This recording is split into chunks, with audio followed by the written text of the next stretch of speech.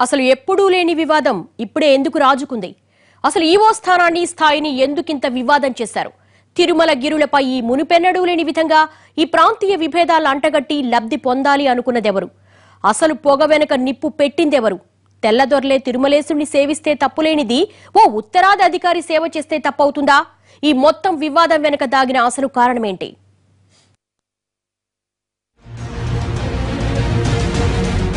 తిరుమలేశుడు దేవాది దేవుడు. ఆయన్ను కొలవని వారు లేరు. ఆనాటి ఆకాశరాజు నుంచి నేటి అధికారుల వరకు అంతా ఆయనకు దాసానుదాసులే. అసలు ఆధునిక కాలంలో తిరుమలేశుడిని కొలిచింది, తిరుమల తిరుపతి దేవస్థానాన్ని ఏర్పాటు చేసింది కూడా విదేశీయులే. 1932లో టీటీడీ యాక్ట్తో తిరుమల తిరుపతి దేవస్థానం ఏర్పాటైంది. అప్పట్లో ఈ దేవస్థానాన్ని ఏర్పాటు చేసింది బ్రిటిషర్లే. ఆ రోజుల్లో బ్రిటిష్ హయాంలో ఉన్న సివిల్ సర్వీసెస్ అధికారులే టీటీడీ ఈవోలుగా వ్యవహరించారు. అంటే తొలినాళ్లలో తెల్లదొరలు సేవించిన శ్రీనివాసుడికి ఇప్పుడు ఒక ఉత్తరాది వ్యక్తి సేవ చేయడంలో తప్పే ఉంటుందన్న అభిప్రాయాలు వినిపిస్తున్నాయి. తిరుమల తిరుపతి దేవస్థానానికి కొన్ని వందల సంవత్సరాల పాటు బ్రిటిష్ వాళ్ళు అధికారులుగా ఉన్నారు. వాళ్లే ఆ దేవస్థానం యొక్క నిధులన్నింటినీ కూడా లెక్కబెట్టేవారు. మరి ఆనాడు ఇలాంటి ప్రశ్న ఎప్పుడూ రాలేదు.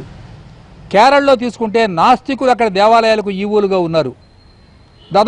దాదాపు అధికమైనటువంటి దేవాలయాలకి అక్కడ నాస్తికులు, వాళ్ళకి దేవుడి మీద కూడా విశ్వాసం లేదు. మరి ఆనాడు ఈ ప్రశ్న ఎందుకు రాలేదు?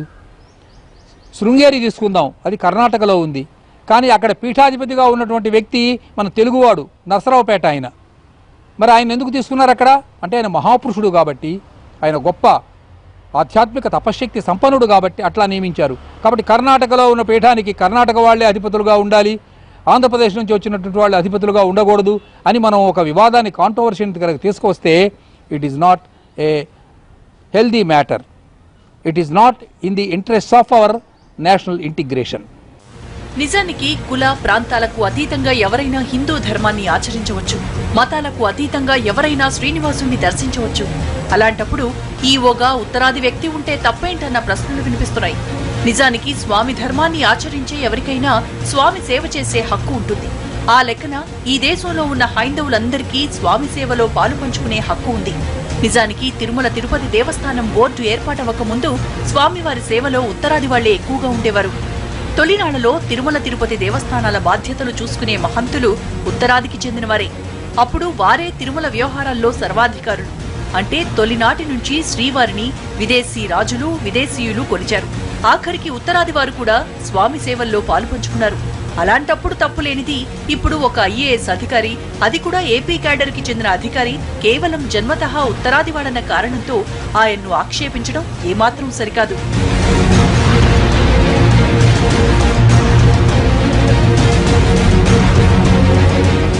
నిజంగా టీటీడీ ఈవోగా ఉన్న వ్యక్తికి దేవుడి మీద నమ్మకం లేకపోతే ఆక్షేపించాలి.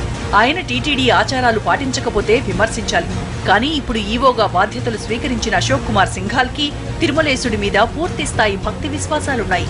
అయినా ఆయనపై ఎందుకు విమర్శలు చేస్తున్నారో తెలియడం లేదు. అసలు తిరుమల అన్నది ఒక ప్రాంతానికి మాత్రమే చెందిన దేవాలయం కాదు, అది అందరిది. దేవుడు అందరివాడు. మరి అలాంటప్పుడు ఆయన సేవలకు వచ్చే అధికారులు తెలుగువారే కావాలని, దక్షిణాది వారే ఉండాలని ఎలా చెప్పగలం? ఈవో పోస్టు కేవలం అక్కడ ఉన్నటువంటి పరిపాలన వ్యవస్థను చూడడమే తప్ప ఈ వైఖానస ఆగమ పద్ధతిలో నిత్య కైంకర్యాలు, ఉదయం సుప్రభాత సేవ నుంచి రాత్రి ఏకాంత సేవ వరకు మాకు పెద్ద జీయర్ స్వామి, చిన్న జీయర్ స్వామి ఉన్నారు. వారి పర్యవేక్షణలో కొన్ని వందల సంవత్సరాలుగా ఆ పరంపర జరుగుతూ ఉంది. ఆగమ శాస్త్రం తెలుసుకొని రావాల్సిన అవసరం లేదు. ఇక్కడికి వచ్చినాక ఆగమ పద్ధతులు తెలుసుకుంటే చాలు. ఇప్పటి వరకు పనిచేసినట్టు ఈవోలు ఎవరు ఆగమ శాస్త్రాలు తెలుసుకొని ఇక్కడ వచ్చిన వారు కాదు. ఇక్కడికి వచ్చిన తర్వాత అక్కడున్నటి జిఆర్ఎస్లతో వాళ్ళతో మాట్లాడి దాన్ని తెలుసుకున్నారు తప్ప ఆగమ ఈవో వచ్చినటువంటి ఈవోలకి ఆగమంలో అనుభవం అవసరం లేదని చెప్పి నేను చెప్తున్నా. నిజానికి టీటీడీ ఈవోగా ఉన్న అధికారి స్వామివారి పూజాది కార్యక్రమాల్లో పాల్గొన్నారు. వారికి ఆగమ శాస్త్రాలు, వైఖానస సూత్రాలు తెలియాల్సిన అవసరం లేదు. ఇప్పటి వరకు ఈవోలుగా పనిచేసిన వారు తెలుగువారైనంత మాత్రాన వారికి ఇవన్నీ తెలుసని కూడా ఎవరూ అనుకోవడం లేదు. టీటీడీ లాంటి అతిపెద్ద వ్యవస్థలో అతి ముఖ్యమైన వాళ్లు భక్తులు. స్వామి దర్శనం కోసం నిత్యం వచ్చే లక్షలాది మంది భక్తులకు ఎలాంటి అసౌకర్యాలు కలగకుండా, తిరుమల పవిత్రతకు ఏమాత్రం భంగం వాటిల్లకుండా, ఆగమశాస్త్ర నియమాలు పొల్లుపోకుండా, ఆధ్యాత్మికత ఏమాత్రం దెబ్బతినకుండా చూసుకోవాల్సిన బాధ్యత మాత్రమే ఈవోది. అంతేకాని నిత్యం స్వామివారికి జరిగే సేవలు, కైంకర్యాలు, ప్రసాదాది విషయాల్లో ఈవోల ప్రమేయం ఉండదు. తిరుమలపై ఆది నుంచి ఇవన్నీ ఆగమశాస్త్ర నియమానుసారమే నడుస్తాయి. వాటి ప్రకారమే ఈవోలు నడుచుకుంటారు తప్ప ఈ విషయాల్లో ఏమాత్రం జోక్యం చేసుకోరు. అలాంటిది ఈవో కేవలం ఉత్తరాదికి చెందిన వ్యక్తి అని అడ్డుకోవడం అంటే దేవుడికి విభజన రేఖలు గీసినట్లే అన్న అభిప్రాయాలు వినిపిస్తున్నాయి. దేవుడు ఎవరిని తన దగ్గరికి పిలిపించుకుంటాడో ఆయన మొట్టమొదటి నిర్దేశిస్తాడు, మీరు రమ్మని పిలుస్తారు, అలా వచ్చి వాళ్ళు సేవ చేస్తారు అని. ఇది గొప్ప విశ్వాసం అక్కడ. అందుకే ఏమంటుంటారంటే తిరుపతి దేవస్థానంలో ఉద్యోగం లభిస్తే, లేకపోతే ఏదైనా బదిలీ కానీ అక్కడికి జరిగినట్టయితే అక్కడికి వెళ్ళినటువంటి వాళ్ళు కూడా అంటారు, ఆ దేవదేవుడు పిలిపించుకున్నాడు, నేను వచ్చాను అని.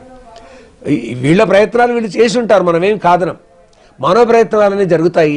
కానీ అక్కడ ఉద్యోగం చేయడం అనేది, అక్కడ బాధ్యతలు నిర్వహించడం అనేది దైవ ప్రయత్నంగానే భావిస్తారనేది మనం గ్రహించాలి. కాబట్టి ఉత్తర దక్షిణ భారతాలు అనేటటువంటివి ఈ భావనే రావద్దు. మొత్తం దేశంలో ఎవరికైనా రావద్దు. మరీ దేవస్థానానికి సంబంధించినటువంటిది అఖిలాండకోటి బ్రహ్మాండ నాయకుడు అయినటువంటి శ్రీ వెంకటేశ్వర స్వామి సన్నిధిలో ఎవరిని నియమించినా కానీ వారు ఆయన భక్తులే అనేటటువంటి భావన కలిగి ఏదైనా మాట్లాడాలి. అయితే ఇంత వివాదం రాసుకోవడం వెనక పెద్ద కుట్రే ఉన్నట్లు కనిపిస్తోంది. నిజానికి టీటీడీ ఈవో పదవి కోసం పోటీ చాలానే ఉంటుంది. ఇందుకోసం భారీగా లాబియింగ్ కూడా నడుస్తుంది. మొన్నటి వరకు ఈవోగా పనిచేసిన సాంబశివరావు పదవీ కాలం పూర్తి కాకుండానే ఈ సీటు కోసం చాలా మంది ప్రయత్నాలు చేశారు. ఓ మాజీ ఐఏఎస్ అధికారి తన వాళ్లను ఈవోగా నియమింపచేయాలని విశ్వ ప్రయత్నాలు చేశారు. కానీ చంద్రబాబు నాయుడు మాత్రం అంతా నియమాల ప్రకారమే ఎంపిక ప్రక్రియ జరుగుతుందని కుండబద్దలు కొట్టేశారు. ఆపై సమర్థుడిగా భావించి సింఘాల్కి అవకాశం ఇచ్చారు. దీంతో ఈ కొత్త ఈవో అశోక్ సింఘాల్ ప్రాంతీయతను ఆసరాగా తీసుకుని ఇలాంటి ప్రచారం లేవనెత్తారన్న విమర్శలు వినిపిస్తున్నాయి.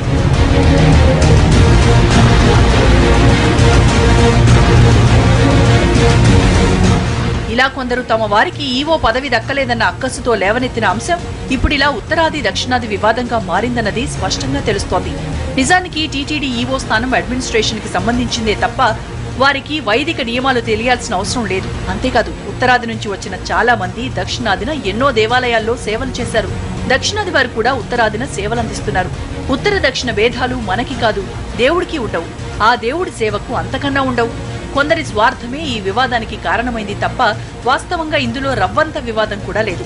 విదేశీ రాజులు, విదేశీయులు కొలిచిన కోనేటి రాయుణ్ణి ఒక ఉత్తరాది వ్యక్తి ఈవోగా నియమితులై కొలవడం తప్పేం కాదని భక్తజనకోటి అభిప్రాయపడుతోంది. దీన్ని పరిపాలన, ప్రభుత్వ నిర్ణయం, సమర్థత కోణంలో చూడాలి తప్ప ప్రాంతీయ కోణంలో చూసి రాద్ధాంతం సృష్టించడం ఏమాత్రం సబబు కాదన్నది అందరి నిశ్చిత అభిప్రాయం. ఇది వాళ్ళ స్టోరీ బోర్డ్. మరో అంశంతో మళ్ళీ